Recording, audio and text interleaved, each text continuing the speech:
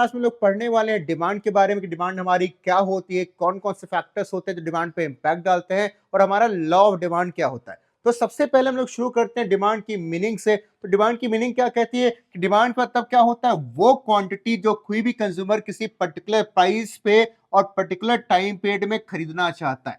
तीन चीजें ध्यान देती है हमेशा यहाँ पे कि हम क्या दिखाते हैं। सबसे पहली चीज जो दिखाते हैं वो दिखाते हैं विलिंगनेस टू परचेज दिखाते हैं, और दूसरी चीज क्या दिखाते हैं कि किसी प्राइस पे वो खरीदने को तैयार है। हमेशा नॉर्मली क्या होता है कि कोई भी चीज जो होती है वो आपकी डिमांड नहीं कहलाती। डिमांड वो आपकी तभी कहलाएगी जब आप उस सामान को उस प्राइस पे खरीद सकते हैं। जैसे एग्जांपल लेते हैं, दो कंपनियां हैं जो गाड़ी बनाती हैं। तो पहली का कंपनी ले लेते हैं, जैसे मारुति सुजुकी गाड़ी बनाती है और एक कंपनी गाड़ी बनाती है BMW।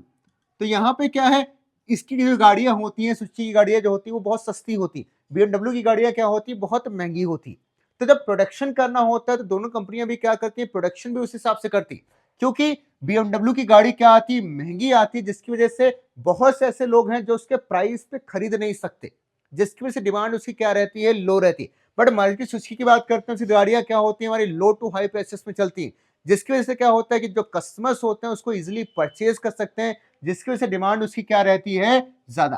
तो हमेशा जो डिमांड की बात होती है तो वहां पे दो चीजें आती हैं। पहली की डिमांड हमेशा जो गिवन प्राइस होता है उस पे मेजर होती है। गिवन प्राइस मतलब क्या, जो करंट मार्केट प्राइस होता है हमेशा उस पे देखा जाता है कि कौन सा कस्टमर कितना सामान ले सकता है। जैसे मान लेते हैं कि किसी प्रोडक्ट का प्राइस 10 रुपए है तो उसकी क्वांटिटी डिमांडेड कितनी है, 5। किसी प्रोडक्ट का प्राइस 15 रुपए हो जाता है तो उसकी डिमांड कितनी हो जाती है, 4। तो हमेशा करंट प्राइस पे देखा जाता है कि करंट प्राइस पे कौन सा कस्टमर कितना सामान खरीदना चाहता है। और दूसरा पॉइंट क्या कहता है कि डिमांड जो हमेशा कॉन्सेप्ट है वो कैसा कॉन्सेप्ट है, हमारा फ्लो कॉन्सेप्ट है, जो हमारा कॉन्टिन्यूअस बेसिस पे चलता रहता है और पीरियड टू पीरियड क्या होती रहती है, चेंज होती रहती है। जैसे मान लेते हैं विंटर्स आ जाते हैं तो विंटर्स के टाइम पे क्या होता है, विंटर्स के कपड़ों की डिमांड बढ़ जाती है। जैसे विंटर्स खत्म होने लगते हैं तो विंटर्स के कपड़ों की डिमांड अपने आप क्या हो जाती है, कम हो जाती है। अब डिमांड जब निकालना होता है तो वहां पे तीन चीजें ध्यान देनी पड़ती है। पहली चीज होती है डिजायर, दूसरी होती है मींस टू परचेज, और तीसरी होती है willingness to use and purchase. यानी कोई भी चीज आपकी डिमांड तभी कहलाएगी जब वो आपकी डिजायर यानी नीड होगी। ठीक है, जैसे आपको आपकी कार की नीड है कि हाँ कॉलेज जाना है या कहीं घूमने जाना है तो कार की नीड है, तो वहां पे डिमांड आता है। बट दूसरा चीज है हमारा मींस टू परचेज, यानी आप उसको परचेज कर सकते हैं उस प्राइस पे, तभी वो आपकी डिमांड कहलाएगी।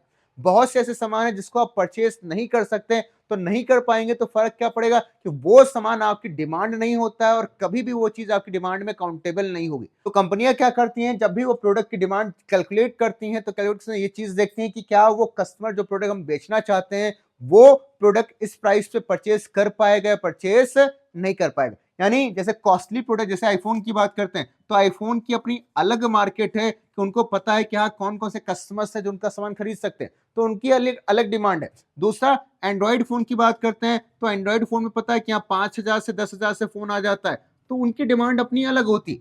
तो यही चीजें फैक्टर करती है कि हमेशा क्या देखा जाता है कि फोन की डिमांड तो सबको है, बट सारे लोग आईफोन परचेस नहीं कर सकते, जिसकी वजह से क्या होता है कि आईफोन की जो डिमांड होती है वो क्या होती है, कम होती। नीड सबकी है, बट जो मेन चीज है कि डिजायर टू परचेस ना होने की वजह से डिमांड क्या रहती है, लो रहती।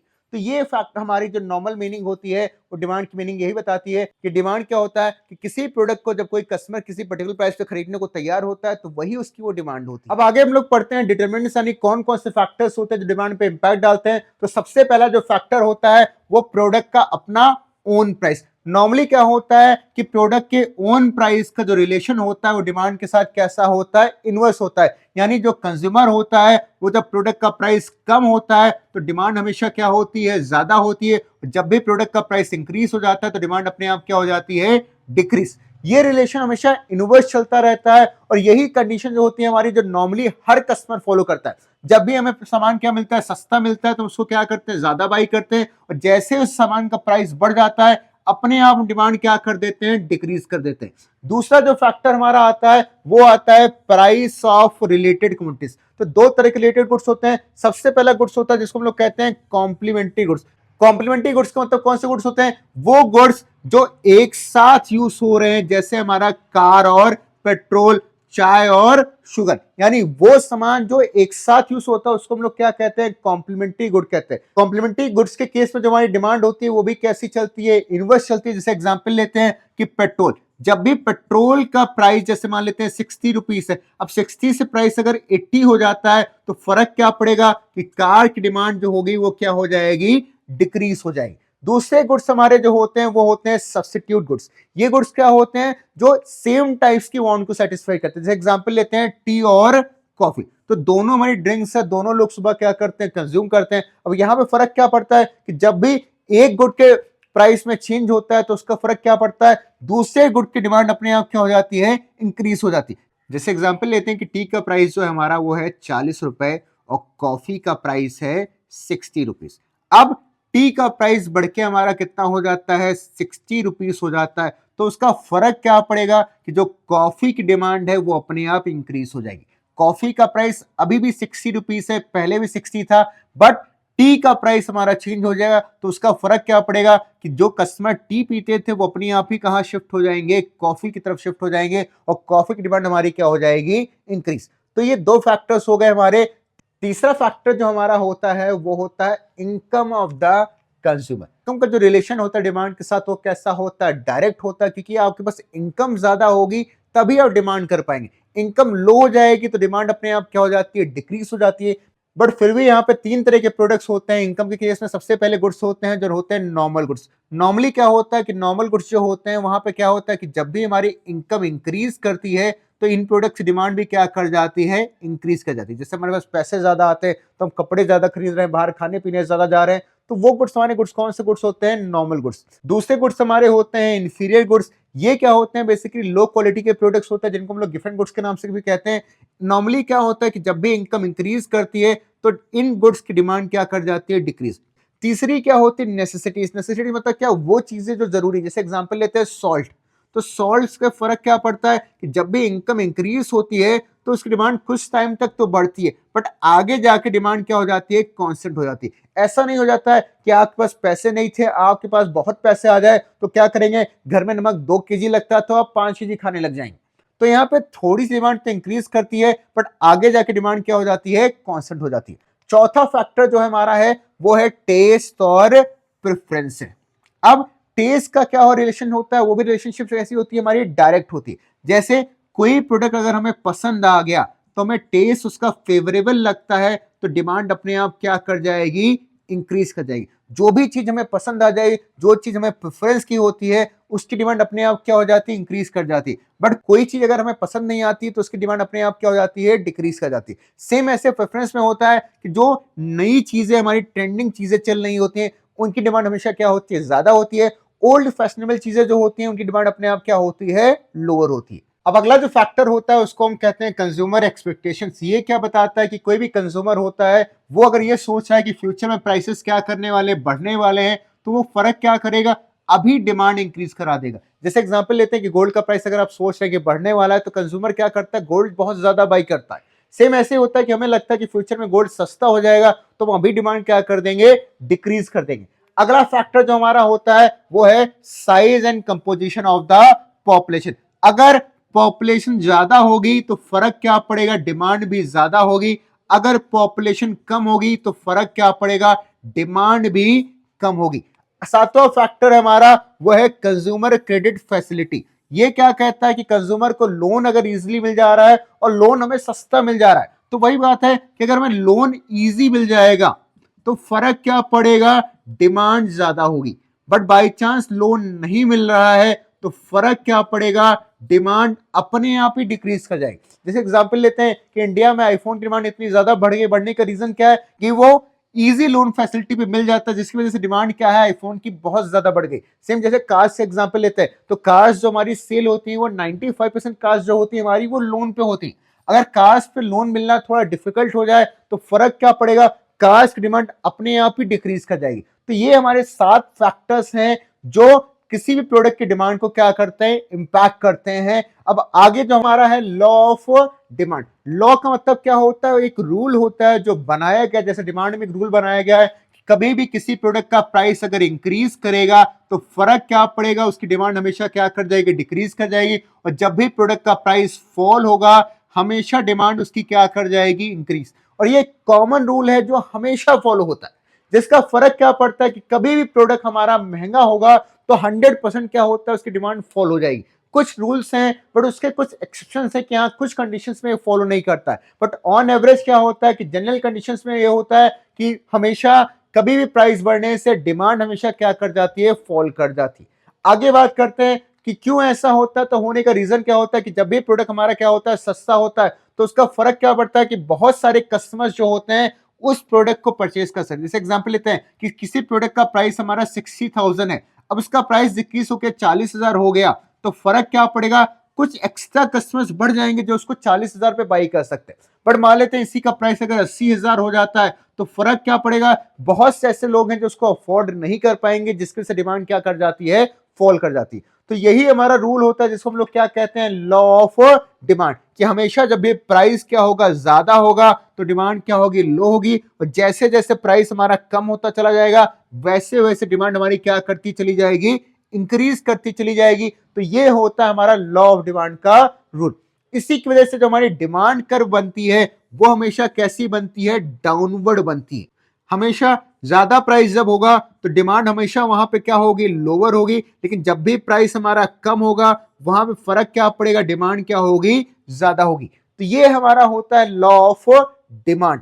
अब आगे हमारा ये है कि डिमांड कर्व का स्लोप जो है वो डाउनवर्ड क्यों होता है, कि क्यों हमारी डिमांड कर्व जो हमेशा होती है वो नीचे की तरफ जाती है, कभी भी ऊपर नहीं जाती। तो सबसे पहला जो इसका रीजन है वो है law of diminishing marginal utility. तो यूटिलिटी सबने पढ़ी होगी, यूटिलिटी का मतलब क्या होता है कि किसी सामान से मिलने वाला सेटिस्फेक्शन। हमेशा नॉर्मली क्या होता है कि कोई सामान जब कंज्यूम कर रखे होते हैं तो पहली क्वांटिटी खरीदी तो वहां से सेटिस्फेक्शन क्या मिला, ज्यादा मिला, दूसरी खरीदी तो सर्टिफिकेशन क्या होता चला जाता है, डिक्रीज करता चला जाता है, तीसरी खरीदी तो फिर सर्टिफिकेट डिक्रीज हो जाता है, चौथी खरीदी तो और हमारा जो सेटिस्फेक्शन होता है वो डिक्रीज होता चला जाता है। तो उसका फर्क क्या पड़ता है कि कंज्यूमर हमेशा ये सामान तभी खरीदता है जब उसको सस्ता मिलता है। जैसे एग्जांपल मिलते हैं कि 2 प्रोडक्ट के साथ एक फ्री मिल रहा है तो आप 3 क्वांटिटी खरीद लेते हैं, बट अगर सेम प्राइस में अगर आपको अलग अलग 3 लेनी पड़े तो कंज्यूमर क्या करेगा, वहां पे उस सामान को लेने से थोड़ा सा बचेगा। तो यही हमारा हमारा ये कि अगर हमें जो लोअर सामान लेना है जहां से सर्टिफिकेशन हमें क्या मिल रहा है, लो मिल रहा है, वो तभी खरीदते हैं जब हमें क्या मिलता है, वो सामान सस्ता मिलता है। अगला फैक्टर हमारा वो है सब्स्टिट्यूशन इफेक्ट। सब्स्टिट्यूशन इफेक्ट क्या कहता है कि जब भी कोई सामान हमारा जो है वो सस्ता हो जाता है, उसका प्राइस क्या कर जाता है, बहुत कम हो जाता है, तो फर्क क्या पड़ता है कि वो सामान दूसरे सामान के कंपेयर में बहुत चीपर हो जाता है। तो फर्क क्या पड़ता है, जो दूसरे कस्टमर्स होते हैं वो भी क्या करते हैं, उस सामान को बाई करने के लिए आ जाते हैं। जैसे एग्जांपल लेते हैं हमारा कि कॉफी हमारी सस्ती हो गई, तो फर्क क्या पड़ेगा, फर्क ये पड़ेगा कि जो टी के कस्टमर्स हैं वो भी अपने आप कहां शिफ्ट कर जाएंगे, कॉफी की तरफ। क्यों, क्योंकि कॉफी ऐसा सब्स्टिट्यूशन अब उन्हें क्या पड़ रही है, सस्ती पड़ रही है। सेम प्राइस में, जिस प्राइस में वो टी ले रहे थे उसी प्राइस में अगर उन्हें कॉफी मिल जाएगी, क्योंकि कॉफी हमारा सुपीरियर गुड होता है, तो इसीलिए क्या करेंगे, वो अपने आप यहां शिफ्ट कर जाएंगे, और इसी इफेक्ट को हम लोग कहते हैं सब्स्टिट्यूशन इफेक्ट। अगला रीजन है हमारा वो कहलाता है इनकम इफेक्ट। इनकम इफेक्ट कैसे काम करता है, जैसे मान लेते हैं किसी प्रोडक्ट का जो प्राइस है वो 10 रुपए था, अब 10 रुपए में हमें क्वांटिटी मिल रही थी, जो हम खरीद रहे थे वो खरीद रहे थे 4 kg। अब फर्क क्या पड़ता है, टोटल एक्सपेंडिचर जो हमारा हो रहा था वो हो रहा था यहाँ पे 40 रुपए। ये 10 रुपए के हिसाब से हम 4 kg खरीद रहे हो, कितना पैसा खर्चा कर रहे हैं, 40। अब मान लेते हैं उसी प्रोडक्ट का प्राइस कितने रुपए हो गया, 8 रुपए हो गया। तो इनकम इफेक्ट क्या कहता है कि जब भी प्रोडक्ट का प्राइस फॉल करता है तो हमारी जो परचेजिंग पावर होती है वो क्या हो जाती है, इंक्रीज हो जाती है। अब हम क्या कर सकते हैं कि उसी कम पैसे में क्वांटिटी क्या ले सकते हैं, ज्यादा, कि हमारे पास कितने पैसे थे, 40 रुपए थे, तो हमें कितनी जो क्वांटिटी मिल जाएगी वो कितनी केजी मिल जाएगी, 5 kg। तो ये हमारा होता है इनकम इफेक्ट। अगला जो फैक्टर है हमारा वो फैक्टर होता है increase in number of consumer. तो ये क्या कहता है कि जब भी किसी प्रोडक्ट का जो प्राइस वो फॉल करता है तो फर्क क्या पड़ता है, नंबर ऑफ कंज्यूमर्स क्या कर जाते हैं, इंक्रीज। जैसे एग्जांपल लेते हैं कि किसी प्रोडक्ट का प्राइस 10,000 रुपए है, तो उसके जो कस्टमर्स डिमांड कर रहे थे वो 100 कर रहे थे। अब प्राइस जो उसका फॉल होके 8,000 हो गया, तो जो डिमांड है वो अपने आप इंक्रीज कर जाएगी, क्योंकि बहुत से ऐसे लोग होंगे जो सामान को 8,000 रुपए अफोर्ड कर सकते हैं।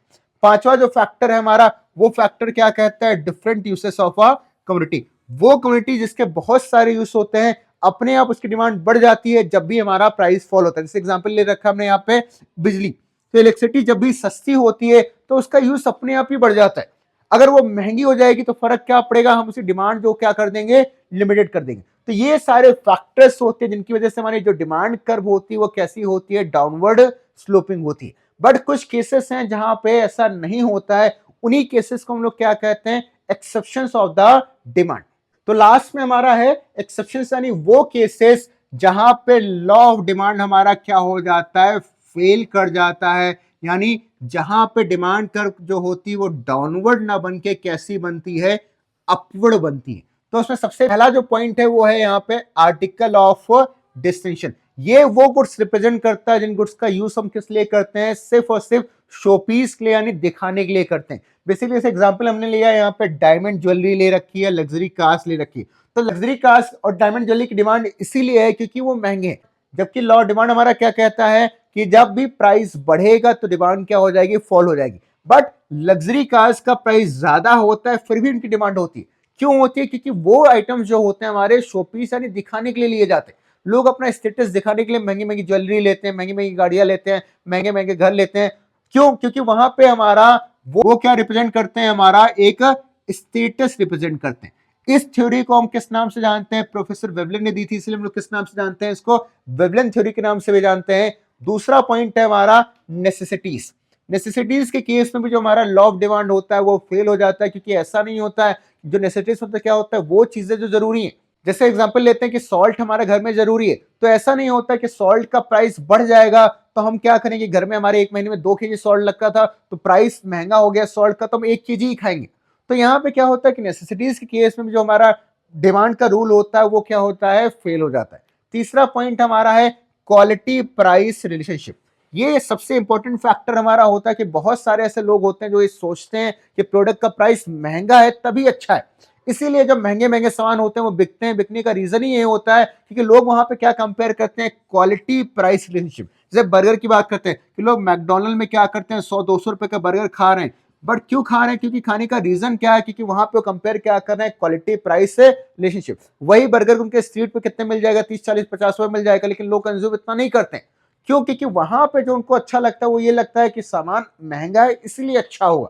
अगला पॉइंट हमारा है वो है गिफ्ट गुड्स। गिफ्ट गुड्स में क्या होता है, वो गुड्स जो लोअर क्वालिटी के इंफीरियर गुड्स में हमने पढ़ा था भी, तो वो वही होते हैं, सबसे लोअर क्वालिटी के इंफीरियर गुड्स होते हैं। और यहाँ पे इफेक्ट जो होता है वो कैसा होता है, नेगेटिव होता है। जब भी इन प्रोडक्ट्स का प्राइस फॉल करता है तो नॉर्मली डिमांड क्या करनी चाहिए, इंक्रीज करनी चाहिए। बट यहाँ पे क्या होता है, इनकी डिमांड क्या कर जाती है, डिक्रीज कर जाती है। हम ऑलरेडी सस्ता सामान खरीद रहे हैं, अब उसका प्राइस और कम हो जाएगा तो अगर हमारे स्टेटस के बाहर चला जाता है तो हम उसको बाई नहीं करते। लास्ट पॉइंट जो हमारा है वो है expectations of the further change in the price.